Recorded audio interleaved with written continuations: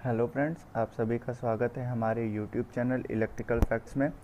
दोस्तों, एक बार फिर से हम उपस्थित हुए हैं प्रीवियस ईयर के पेपर लेकर के। आज हम लोग बात करेंगे इसरो के Vikram Sarabhai space centre VSSC के पेपर के बारे में। ये पेपर हुआ है दिनांक 21/2/2015 को। ठीक है, 21/2/2015 को ये पेपर हुआ है। दोस्तों, इस पेपर में हम लोग देखेंगे कि कैसे क्वेश्चन हमारे स्पेस सेंटर वाले पेपर में टेक्नीशियन बी के लिए पूछे जाते हैं। तो दोस्तों, शुरू करते हैं अपनी इस वीडियो को। क्वेश्चन नंबर 1 है, शक्ति गुणक सुधार में प्रयुक्त कैपेसिटर की क्षमता को डैश के रूप में अभिव्यक्त किया जाता है। मतलब जो कैपेसिटर हमारा पावर फैक्टर सुधारेगा उसको किस रूप में अभिव्यक्त किया जाता है? वो हमेशा होता है kVAR में। किस में? kVAR में।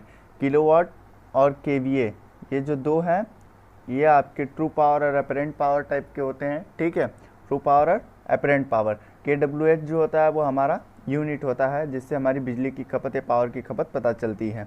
नेक्स्ट क्वेश्चन है, क्वेश्चन नंबर 2 है कि 100 वोल्ट तक चार्ज किए गए एक 4 माइक्रोफैरेड कैपेसिटर में होने वाले परिवर्तन डैश रहेगा। मतलब ये सीधे पूछा है कि उसमें कितने चार्ज स्टोर होंगे। तो हम लोग ये फार्मूला जानते हैं, Q बराबर CV फार्मूला जानते हैं। तो C आपका पता ही है, कितना दिया हुआ है? 4 × 10⁻⁻6 फैरेड दिया हुआ है। अब इसमें कितने का मल्टीप्लाई करना है? 100 का। ठीक है, 100 का मल्टीप्लाई करेंगे तो 4 × 10 ये जो 2 है ये कटाएगा तो -4 हो जाएगा। ठीक है, जब -4 होगा तो हम ये लिख सकते हैं कि हमारा कितना हो जाएगा? ये हो जाएगा हमारा 400 माइक्रो कूलाम। कितना हो जाएगा ये हमारा? 400 माइक्रो कूलाम। नेक्स्ट क्वेश्चन देखते हैं। क्वेश्चन 3 है, the resistance of the wire will be double if we double its. मतलब यदि हम किसी वायर के डैश को दुगना करते हैं तो उसका प्रतिरोध दुगना हो जाएगा। किस चीज़ को दुगना करने पर हमारा क्या होता है? प्रतिरोध दुगना होता है। तो आप लोग सभी लोग जानते हैं कि हमारा जो रेजिस्टेंस होता है वो डायरेक्टली प्रोपोर्शनल होता है लेंथ के और इन्वर्सली प्रोपोर्शनल होता है एरिया के। यही होता है हमारा, इन्वर्सली प्रोपोर्शनल होता है एरिया के। तो प्रतिरोध हमारा दुगना हो रहा है। किसको हम लोग दुगना करें? जब लेंथ को दुगना करेंगे, जब लंबाई को दुगना करेंगे तो हमारा प्रतिरोध भी क्या होगा? दुगना हो जाएगा। तो इसलिए इस क्वेश्चन का आंसर हो जाएगा C। नेक्स्ट क्वेश्चन है, क्वेश्चन नंबर 4 है, पार्स A से युक्त एक क्यूब का सतह क्षेत्रफल कितना होता है? तो ये मैथ का क्वेश्चन है, नॉर्मल पूछा हुआ है क्वेश्चन है। ये होता है 6A²। नेक्स्ट क्वेश्चन है, क्वेश्चन नंबर 5 है, time constant for RL series circuit is given by. मतलब एक RL सीरीज प्रपथ के लिए समय नियतांक क्या होता है? तो हमेशा L/R होता है। क्या होता है? L/R होता है। और वही कैपेसिटर के लिए RC होता है। नेक्स्ट क्वेश्चन है, क्वेश्चन नंबर 6 है, power factor of purely resistive circuit is. Power factor purely resistive circuit का कितना होगा? हमेशा इकाई होगा। क्या होगा? हमेशा इकाई होगा। नेक्स्ट क्वेश्चन है, क्वेश्चन नंबर 7 कि एक हीटर को 230 वोल्ट 100 वाट AC की श्रेणी में माना जाता है। तो 230 वोल्ट का मान डैश को सूचित करता है। मतलब ये जो इसके रेटिंग है 230 वोल्ट, वो किस वैल्यू को शो करती है? तो हमेशा RMS वैल्यू को शो करेगी। किसको शो करेगी? RMS वैल्यू को शो करेगी। नेक्स्ट क्वेश्चन है, जैसी आवृत्ति बढ़ती है परिपथ की धारिता प्रतिघात। तो आप लोगों को जैसे पता है कि हमारा XC किसके इन्वर्सली प्रोपोर्शनल होता है? फ्रीक्वेंसी के इन्वर्सली प्रोपोर्शनल होता है कैपेसिटेंस के, यानी 2πfc होता है। हम लोग ऐसे लिखते हैं इसको 2πfc। तो फ्रीक्वेंसी की क्या हो रहा है? ये इन्वर्सली प्रोपोर्शनल हो रहा है XC। तो अगर हम फ्रीक्वेंसी बढ़ाएंगे तो हमारी कैपेसिटिव रिएक्टेंस क्या होगी? कम होगी। इसलिए हम इसका ऑप्शन A करेंगे। ठीक है, घटती है। नेक्स्ट क्वेश्चन है, क्वेश्चन नंबर 9, 0.01 एम्पियर डैश के बराबर है। मतलब पूछा है कि ये 0.01 एम्पियर किसके बराबर होगा? तो आप लोग को एक चीज़ बहुत ध्यान में रखना है कि ये 0.01 एम्पियर दिया हुआ है। तो इसको अगर चेंज करेंगे तो 1 × 10⁻² एम्पियर लिख सकते हैं, -2 एम्पियर। अब इसको हम लोग अगर इसमें 10,000 का गुणा करें, इसमें 10,000 का गुणा करेंगे तो ये माइक्रो में चेंज हो जाएगा, क्योंकि सारे ऑप्शन माइक्रो में है। तो जब माइक्रो में चेंज करें 10,000 का गुणा करेंगे तो यहाँ पे क्या हो जाएगा? 10⁻⁶ और इधर हो जाएगा 10,000। तो यहाँ पे लिखेंगे इस क्वेश्चन का answer option number D, 10,000 micro ampere. Next question है, क्वेश्चन नंबर 10 है, sum of the interior included angle in regular hexagon. Regular hexagon में टोटल इंटरनल डिग्री कितना होता है? तो वो होता है 720 डिग्री। कितना होता है? 720 डिग्री। नेक्स्ट क्वेश्चन है, क्वेश्चन नंबर 11, अनुनाद पर एक RLC श्रेणी परिपथ में धारा तो आप लोग को पता ही है कि सीरीज सर्किट में हमेशा क्या होगा, धारा मैक्सिमम होगी आरएलसी की जब होगी और रेजोनेंस कंडीशन में होगी। तो ये सर्वाधिक, क्यों? क्योंकि जेड हमारा क्या होता है, मिनिमम होता है। क्या होता है? Z minimum. वहीं अगर पैरेलल की बात करें तो हमारा जेड मैक्सिमम हो जाता है और आई मिनिमम हो जाता है। ठीक है, नेक्स्ट क्वेश्चन देखते हैं। क्वेश्चन नंबर 12 है, उच्च प्रारंभिक टार्क के लिए निम्नलिखित में से कौन सी डीसी मोटर उचित है? तो आप लोग को पता है कि हाई स्टार्टिंग टार्क और ट्रैक्शन कार्य के लिए किसका उपयोग किया जाता है? हमारे डीसी सीरीज मोटर का। किसका? डीसी सीरीज मोटर का। नेक्स्ट क्वेश्चन है क्वेश्चन नंबर 13, एक जनरेटर की लोडहीन वोल्टता 230 वोल्ट है तथा मानी गई वोल्टता, यानी लोड पर मानी गई वोल्टता 200 वोल्ट है, तो वोल्टेज रेगुलेशन क्या होगा? तो वोल्टेज रेगुलेशन का फॉर्मूला बहुत ही सीधा है, VNL minus VFL upon VFL into 100।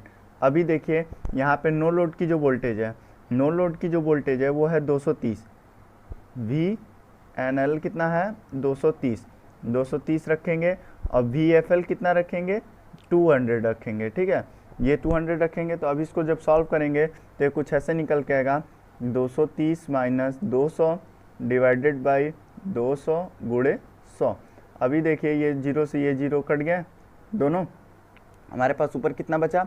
ऊपर हमारे पास बचेगा 30 डिवाइडेड बाई 2, तो इसको सॉल्व करेंगे तो कितना आ जाएगा? 15%। ठीक है, तो हमारी जो वोल्टेज रेगुलेशन वो आएगी वो कितनी आएगी? 15%। ठीक है, तो इसलिए इस क्वेश्चन का आंसर हो जाएगा सी। नेक्स्ट क्वेश्चन है क्वेश्चन नंबर 14, ट्रांसफार्मर में प्रयुक्त ट्रांसफार्मर तेल क्या प्रदान करता है? तो ट्रांसफार्मर में जो हमारा ऑयल यूज़ किया जाता है वो हमारा इंसुलेशन और कूलिंग के काम में आता है। किस में आता है? इंसुलेशन और कूलिंग के काम में आता है। नेक्स्ट क्वेश्चन है question number 15, the main purpose of performing open circuit test at rated voltage to measure. हमारा कोई भी मशीनों अगर ओपन सर्किट टेस्ट हो रहा है, ठीक है, ओपन सर्किट टेस्ट हो रहा है, ज़्यादातर ये ट्रांसफार्मर किया जाता है और वो भी रेटेड वोल्टेज पे क्यों किया जाता है?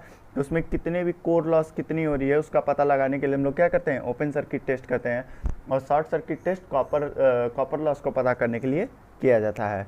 ठीक है, नेक्स्ट क्वेश्चन देखते हैं क्वेश्चन नंबर 16, बुकोल रिले है। बुकोल रिले किस टाइप की डिवाइस है? तो वो एक गैस चलित डिवाइस है, गैस ऑपरेटेड डिवाइस है। क्यों? क्योंकि ये तेल के गैस के कारण ये क्या होता है? ट्रिप करता है और अलार्म भी बजाता है। और इसका काम जो होता है बुकोल रिले का वो होता है ट्रांसफार्मर के इंटरनल फॉल्ट्स को सेंस करके उसे ट्रिप कराना। ठीक है, उसके प्रचालन को बाधित करना। नेक्स्ट क्वेश्चन है क्वेश्चन नंबर 17, ट्रांसफार्मर को डैश में श्रेणीबद्ध किया जाता है। मतलब किस तरह से ट्रांसफार्मर को रेटेड दिया जाता है, मतलब उसकी रेटिंग किस में होती है? तो ये होगा KVA में। ठीक है, KVA में ट्रांसफार्मर की रेटिंग होती है। नेक्स्ट क्वेश्चन है, एक एमीटर का आंतरिक प्रतिरोध डैश होना चाहिए। तो आप लोग को पता है कि एमीटर का आंतरिक प्रतिरोध क्या होना चाहिए? बहुत ही कम होना चाहिए। क्या होना चाहिए? बहुत ही कम होना चाहिए। और वही अगर वोल्टमीटर पूछा होता तो उच्च होना चाहिए, मैक्सिमम होना चाहिए। और अगर यही आइडियल एमीटर की बात करता तो वहाँ पे आइडियल के लिए 0 होता और वोल्टमीटर आइडियल अगर होता तो वहाँ पे इनफाइनाइट होता। ठीक है, नेक्स्ट क्वेश्चन देखते हैं, 3 चरण पावर को मापने की 2 वाटमीटर विधि में पावर फैक्टर 0.5 है, तो दोनों में से 1 वाटमीटर का रीडिंग क्या होगा?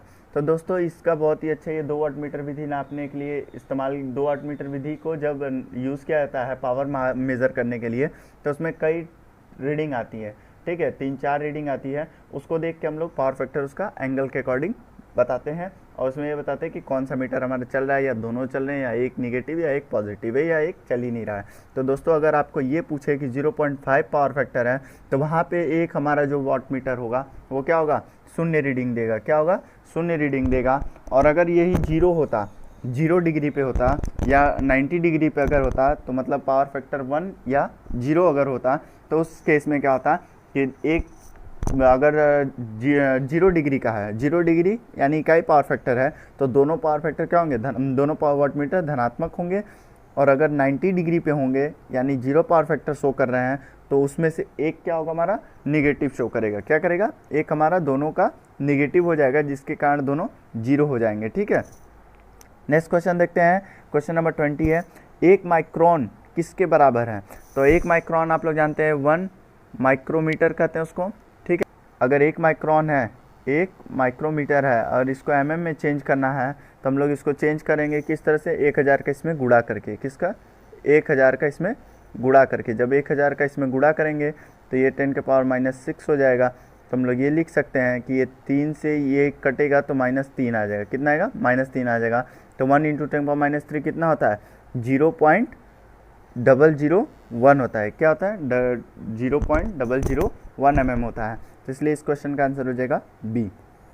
नेक्स्ट क्वेश्चन देते हैं, क्वेश्चन नंबर 21 है, the bridge use for measure capacitance. Capacitance मानने के मेजर करने के लिए जो हमारा ब्रिज प्रयोग होता है वो होता है शेयरिंग ब्रिज। क्या होता है, शेयरिंग ब्रिज होता है। व्हीटस्टोन ब्रिज से हम लोग मध्यम मान के या निम्न मान के रेजिस्टेंस को या अज्ञात मान के रेजिस्टेंस को पता कर सकते हैं। नेक्स्ट क्वेश्चन है, क्वेश्चन नंबर 22 है, पिरानी गेज डैश के मापन हेतु प्रयुक्त होता है। तो पिरानी गेज बहुत ही लो प्रेशर मापने के लिए किया जाता है।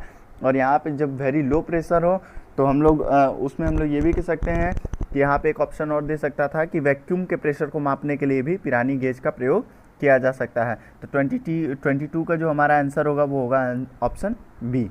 नेक्स्ट क्वेश्चन है, question number 23, the most commonly use generated voltage in India. तो हमारे यहाँ जो जनरेटेड वोल्टेज जो होता है जनरेटर द्वारा पावर प्लांट पे, वो कितनी होती है, वो हमारी होती है 11 kV की। कितनी होती है, 11 kV की। नेक्स्ट क्वेश्चन देता है, क्वेश्चन नंबर 24 है, HV केबल में रोधन के लिए साधारणतः प्रयुक्त पदार्थ डैश है। आप लोग जानते हैं कि हाई वोल्टेज की जितनी भी केबलें होंगे उसमें आपका हमेशा पेपर यूज़ होगा, जैसे कि पिलकास्टा, paper insulated lead covered single tapped armoured cable. ठीक है, पिलकास्टा, फिर उसके बाद पिल्क डाटा, पेपर इंसुलेटेड वो भी होता है। तो सभी में जितने भी हमारे HV केबल होंगी, हाई वोल्टेज की जितनी भी केबल होगी उसमें किसका प्रयोग किया जाएगा, पेपर का इंसुलेशन के रूप में। नेक्स्ट क्वेश्चन है, क्वेश्चन नंबर 25, एक एन टाइप अर्धचालकों के अधिकांश चार्ज कैरियर डैश होते हैं। तो एन टाइप के जितने भी हमारे अर्धचालक होंगे उसमें क्या होंगे, इलेक्ट्रॉन्स होंगे। अगर पी टाइप के होगा तो उसमें होल्स होंगे। नेक्स्ट क्वेश्चन है, क्वेश्चन नंबर 26, किस प्रणाली में नकारात्मक फीडबैक को जोड़ना, किसी प्रणाली में नकारात्मक फीडबैक को जोड़ना क्या होता है, तो उसमें होता है increase distortion, decrease the stability, decrease the input impedance, decrease the output. तो इस क्वेश्चन का आंसर हो जाएगा decrease the output. Decrease the output voltage करने के लिए हम लोग क्या करते हैं, नकारात्मक फीडबैक को जोड़ते हैं। नेक्स्ट क्वेश्चन है, क्वेश्चन नंबर 27, एक बाइट डैश का ग्रुप है। तो एक बाइट जो होता है वो 8 बिट का ग्रुप होता है, और एक बाइट जो होता है वो 2 निब्बल का होता है। कितना, 8 बिट में 2 निब्बल। ठीक है, 4 बिट का मिला करके एक निब्बल बनता है। तो 4 बिट का मिला करके तो 8 बिट हुआ, तो यानी 2 निब्बल। और एक बाइट बराबर हम लोग ये भी लिख सकते हैं, एक बाइट बराबर, ठीक है, 8 बिट होता है। क्या होता है, 8 बिट होता है और 2 निब्बल होते हैं। क्या होते हैं, 2 निब्बल होते हैं। इस चीज़ को आप लोग याद रखिएगा, बहुत इंपॉर्टेंट चीज़ है। नेक्स्ट क्वेश्चन है, क्वेश्चन नंबर 28, 8 डिकेट काउंटर को डैश की आवश्यकता होती है। तो एक डिकेट काउंटर को हमेशा 4 फ्लिप फ्लॉप की आवश्यकता होती है। नेक्स्ट क्वेश्चन है कि अकॉर्डिंग टू एक बुलियन बीजावली के अनुसार 1 + a + b + c को डैश के रूप में सरलीकृत किया जा सकता है। तो देखिए, जो हमारा 1 + a + b + c है तो उसको हम लोग 1 के फॉर्म में लिख सकते हैं। यानी इसके कहने का मतलब ये है कि अगर 1 के साथ a जोड़ा जाए तो हमेशा वो 1 आए, 1 + b जोड़ा जाए तो भी 1 आए, 1 + c जोड़ा जाए तो भी 1 आए। मतलब जितने भी हैं हमारे अल्फ़ाबेटिकल्स नंबर यानी अदर आउटपुट जो है हमारे, उनको अगर इनपुट के साथ जोड़ा जाए, 1 + इनपुट के साथ जोड़ा जाए तो हमेशा रिजल्ट क्या आना चाहिए, 1 आना चाहिए। तो इसलिए हम लोग ये कह सकते हैं कि अगर इनको सॉल्व करेंगे बुलियन लॉजिक को तो हमेशा क्या हो, 1 आए। क्या हो, 1 आए। नेक्स्ट क्वेश्चन है, क्वेश्चन नंबर 30, ए बी तथा सी पार्श्व में से युक्त एक त्रिकोण का क्षेत्रफल √ dash s - a, s - b, s - c द्वारा दिया जाता है, जहाँ s किसके बराबर होता है, तो s जो होता है वो हमारा a + b + c, ठीक है, a + b + c divided by 2 के बराबर होता है। किसके बराबर होता है, a + b + c बाई 2। ये होता है हमारा हीरोन्स फार्मूला। इस फार्मूले को हम लोग क्या कहते हैं, हीरोन्स फार्मूला कहते हैं, जो हमारा मैथ में प्रयोग किया जाता है। ओके दोस्तों, आज के वीडियो में सिर्फ इतना ही, 30 क्वेश्चन। नेक्स्ट 30 क्वेश्चन हम लोग नेक्स्ट वीडियो में देखेंगे। तो दोस्तों, अगर आपको हमारा वीडियो अच्छा लगे तो लाइक करिएगा, शेयर करिएगा, सब्सक्राइब करिए हमारे चैनल को। न्यू नोटिफिकेशन के लिए बेल आइकन जरूर प्रेस करें। Thank you.